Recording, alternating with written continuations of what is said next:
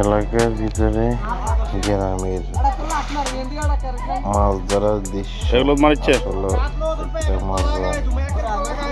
শীতকাল আসলে গ্রাম অঞ্চলে মাছ ধরার দৃশ্যটা অনেক সুন্দর লাগে।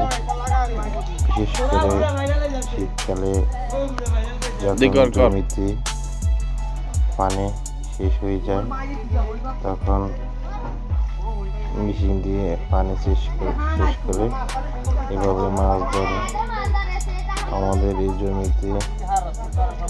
কিন্তু এই বছর অনেক টাকার মাছ ফলাইছে, প্রায় 40-50 হাজার টাকার মাছ।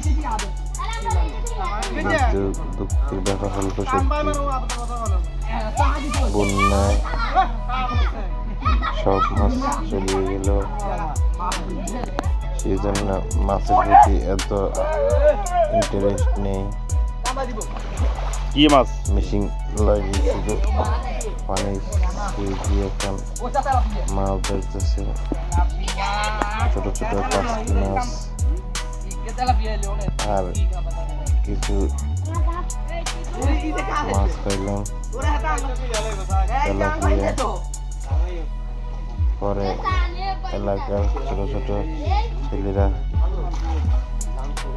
বাকি মাছগুলো ধরতেছে।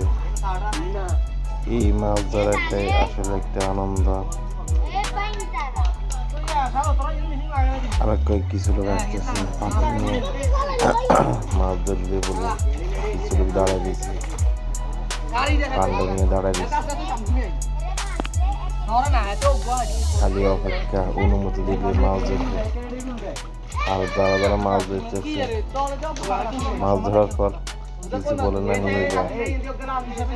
কিন্তু 40-50 হাজার টাকার মাছ পালাই বন্যায় ক্ষতিগ্রস্ত হয়ে এখন পানি সেচ দিয়ে ধান চাষ করবো। কিন্তু মাছ বেশি ক্ষয়ক্ষতি হয়ে গেছে। এদিকে কিছু মহিলারা ছোট ছোট মাছ বাছাই করতেছে, যাকে আমরা বলি কাঁচকি মাছ, পুঁটি মাছ। এগুলো কাঁচরা পানি থেকে বাছাই সুন্দর করে বিভিন্ন আত্মীয়স্বজনকে দেওয়া হবে।